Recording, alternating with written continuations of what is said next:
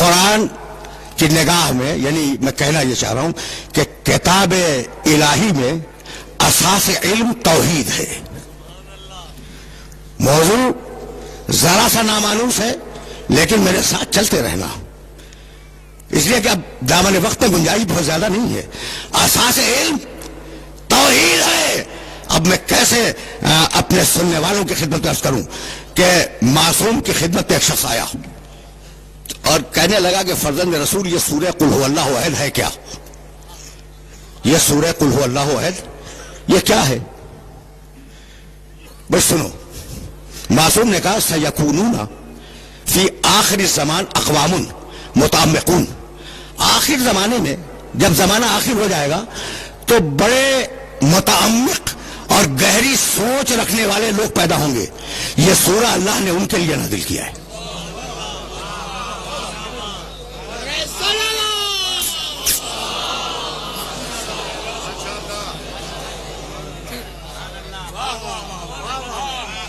سیکونون فی آخر الزمان اقوام متعمقون، عمق میں جانے والے، گہرائی میں جانے والے جو لوگ ہوں گے آخر زمانے میں، اللہ نے یہ سورہ ان کے لیے نازل کیا. بھائی بہت توجہ ہے. جانتے ہو کہ اس سورہ کا شان نزول کیا ہے؟ یہودی آئے اور یہودیوں نے آنے کے بعد رسول اللہ سے کہا کہ یا رسول اللہ آپ ذرا اپنے اللہ کا شجرہ نسب بیان کریں.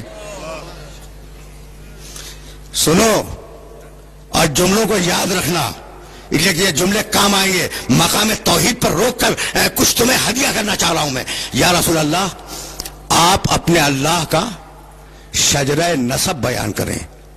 شجرہ نسب جانتے ہو نا؟ فلاں فلاں کا بیٹا ہے، اس کا باپ تھا، اس کا دادا تھا، اس کا پردادا تھا، اس کو کہتے ہیں شجرہ نسب. تو آپ اپنے اللہ کا شجرہ نسب بیان کریں. یہ یہودیوں کے ذہن میں اللہ کے شجرہ نسب کا تصور کہاں سے آیا؟ اس لیے کہ یہودی تو خود خدا پرست تھے.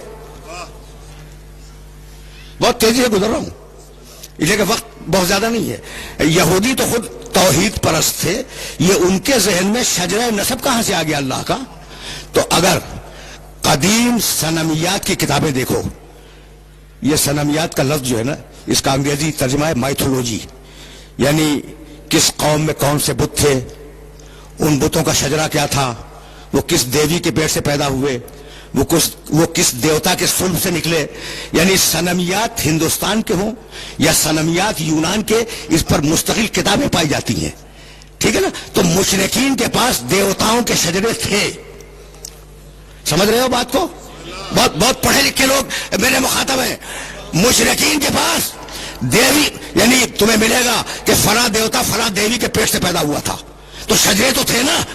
تو اب وہ جو پوچھنے آئے کہ آپ کے خدا کا شجرہ نسب کیا ہے، تو وہ اس سوال کرنے نہیں آئے تھے، نبض دیکھنے آئے تھے کہ یہ دین اسلام مشرکوں سے آیا ہے یا اللہ سے.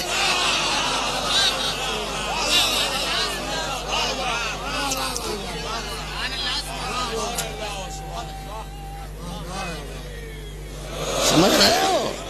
وہ نبض ٹٹولنے آئے تھے کہ پوچھو یا رسول اللہ آپ کے اللہ کا شجر نسب کیا ہے. تو اگر انہوں نے شجر نسب بتا دیا تو یہ مشرکوں کی ایک نئی شکل ہوگی، اسلام شرک کی ایک نئی شکل ہوگی. اور اگر کچھ اور بتا دیا تو پھر ہم غور کریں گے. تو آپ کے، بھائی توجہ ہے، آپ کے خدا کا شجر نسب کیا ہے؟ اب جواب آیا بسم اللہ الرحمن الرحیم. قل هو اللہ احد. کہہ دو کہ وہ اللہ، وہ کون جس کے متعلق سوال کر رہے ہو؟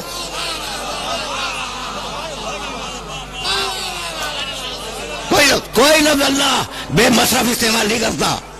کہہ دو کہ وہ اللہ ایک ہے. یہ وہ کون جس کے متعلق سوال کر رہے ہو وہ کیا ہے؟ قل هو اللہ احد. وہ احد ہے. اللہ الصمد، وہ صمد ہے. لم یلد، کسی کو اس نے پیدا نہیں کیا. لم یولد، کسی سے پیدا نہیں ہوا. لم یکن لہ کفوا احد، اس کا کوئی ہمسر، اس کی کوئی بیوی، اس کا کوئی شریک نہیں ہے. احد ہے، صمد ہے، لم یلد ہے، لم یولد ہے، لم یکن لہ کفوا احد ہے. سورہ توحید نے بتا دیا کہ دو کا اقرار کرنا ہے، تین کا انکار کرنا ہے.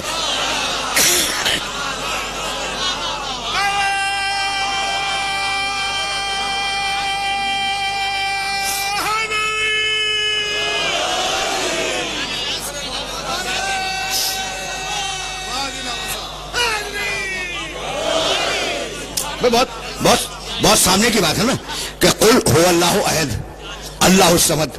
وہ احد ہے وہ احد ہے وہ صمد ہے. دو کا اقرار کرو. لم یلد انکار کرو. لم یولد انکار کرو. لم یکن لہ کفوا احد انکار کرو. تو دو کا اقرار کرو اور تین صفتوں کا جو اس میں نہیں ہے ان کا انکار کر دو کہ یہ صفتیں اس میں نہیں پائی جاتی. لم یکن لہ کفوا احد, اس کا کوئی کفو نہیں ہے. کفو کے معنی کم از کم یہاں پر ہمسر کے ہیں, بیوی. کوئی بیوی نہیں ہے. جب بیوی نہیں ہے تو پھر اولاد بھی نہیں ہے. بھائی تصور خاندان کا پہلا تو یہیں سے پیدا ہوتا ہے کہ ایک باپ ہو, ایک بیٹا ہو, ایک اس کی ماں ہو.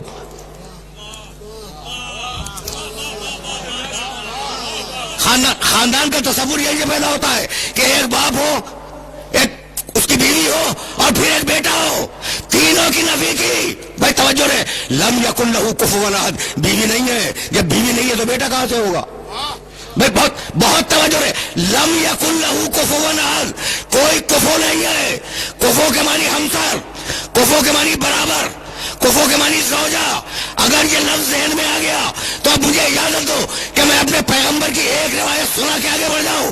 کفوون کے سلسلے میں کفو ہمسر, کفو شریک زندگی, کفو زوجہ, کفو شوہر, دونوں کے لیے کفو کا لفظ ہے. کہنے لگے میرے نبی کہ لولا علی لما فاطمہ تا کفون, اگر علی نہ ہوتا تو فاطمہ کو کوئی کفو نہ ملتا. وہ خدائی میں یکتا, یہ بندگی میں یکتا.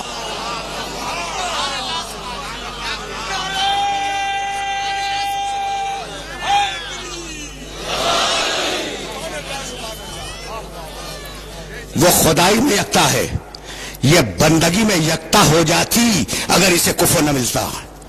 بھائی عجیب و غریب مرحلہ فکر ہے, اور اس مرحلہ فکر پر تمہیں روکوں گا نہیں. تو اب یہودیوں کو جواب مل گیا کہ اس خدا کا کوئی خاندان نہیں ہے, اس خدا کا کوئی رشتہ دار دنیا میں پایا نہیں جاتا. یہ خدا کسی کا بیٹا نہیں ہے, یہ خدا کسی کا باپ نہیں ہے, خدا ہے مجرد. تو اب کیسے پتا چلے کہ یہ خدا ہے کون؟ کہا کہ اب ہم اپنی نشانیاں دکھلائیں گے. دیکھو سلسلہ فکر مسلسل ہے, ہم اپنی نشانیاں دکھلائیں گے. اور اب قرآن مجید نے بار بار نشانیوں کا سلسلہ بیان کیا, مسلسل نشانیاں بتائیں. ہر سورے میں جو سورہ تیوان ہیں, جو لمبے لمبے سورے ہیں نا, اس میں مسلسل اپنی نشانیاں بتاتا چلا. کہنے لگا خلق الانعام لکم فیہا دفء ومنافع ومنھا تاکلون ولکم فیہا جمال حین تریحون وحین تسرحون وتحملوا اثقالکم الی بلد لم تکونوا بالغیہ الا بشق الانفس ان ربکم لرؤوف رحیم والخیل والبغال والحمیر لترکبوها وزینة ویخلق ما لا تعلمون.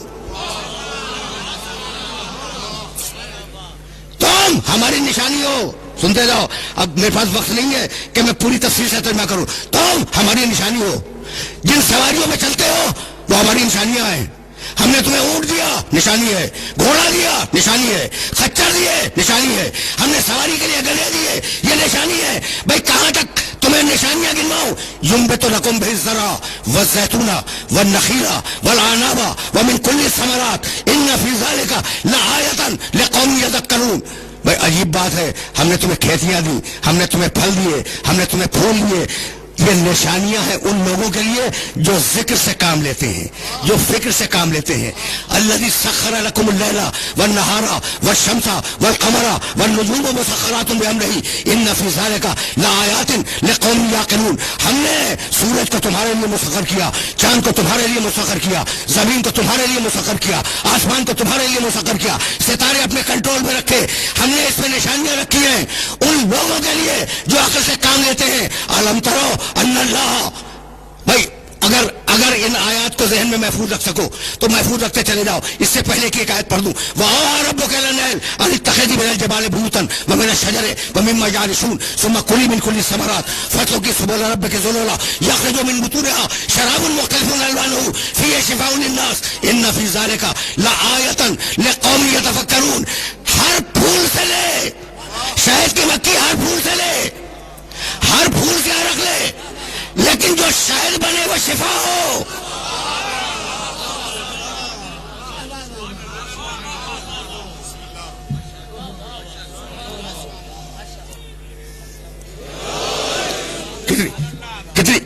آیتیں بتلاؤں جہاں اللہ اپنے نشانیوں کی طرف انسانیت کو متوجہ کرتا ہے. ان فی ذالک لآیۃ لقوم یتفکرون. آیتیں ذہن میں محفوظ رکھتے جاؤ گے نا, اس لیے کہ یہ آیتیں تمہیں کبھی کام آ جائیں گی. الم یروا الی الطیر مسخرات فی جو السماء ما یمسکہن الا اللہ ان فی ذالک لآیات لقوم یؤمنون. تم نے یہ غور نہیں کیا کہ فضاؤں میں جو پرندے گھوم رہے ہیں, الم یروا الی الطیر, تم نے پرندوں کو نہیں دیکھا؟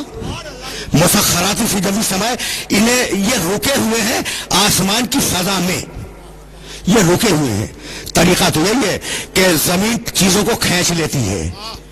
یہ تصویر میں اب یہ اچھال دوں, زمین اسے کھینچ لے گی اور زمین پہ گر پڑے گی. بھائی یہی تو ہے نا کہ زمین میں کشش ہے اور وہ کھینچ لیتی ہے. الم یروا الی الطیر, تم نے پرندوں کو نہیں دیکھا؟ مسخرات فی جو السماء, یہ رکے ہوئے کیسے ہیں فضاؤں میں؟ ما یمسکہن الا اللہ, انہیں کوئی نہیں روک سکتا سوائے اللہ کے.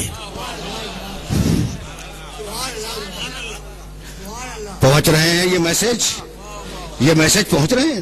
ما یمسکہن الا اللہ ان فی ذالک لآیات لقوم یؤمنون. ہم نے ان پرندوں کے رکنے میں نشانی رکھی ہے صاحبان ایمان کے لیے. اب تک جو میں آیتیں پڑھ رہا تھا, نشانیاں ہیں صاحبان عقل کے لیے, نشانیاں ہیں صاحبان فکر کے لیے, نشانیاں ہیں صاحبان ذکر کے لیے, نشانیاں ان لوگوں کے لیے جو تدبر سے کام لیتے ہیں. یہ واحد مقام ہے جہاں کہتا ہے نشانیاں ہیں مومنین کے لیے. بھئی کیا نشانی ہے؟ کیا نشانی ہے؟ فضا میں رک جانے پر مومن کے لیے نشانی ہے. مومن کے لیے نشانی ہے کہ پرندے فضاؤں میں رک نہیں سکتے اگر اللہ انہیں نہ روکے. بھائی مومن کے لیے نشانی ہے کہ اگر مومن ہے تو اس کے ذہن میں فوراً خیال آئے گا کہ خیبر کے میدان میں میرا علی فضا میں کیسے رک گیا.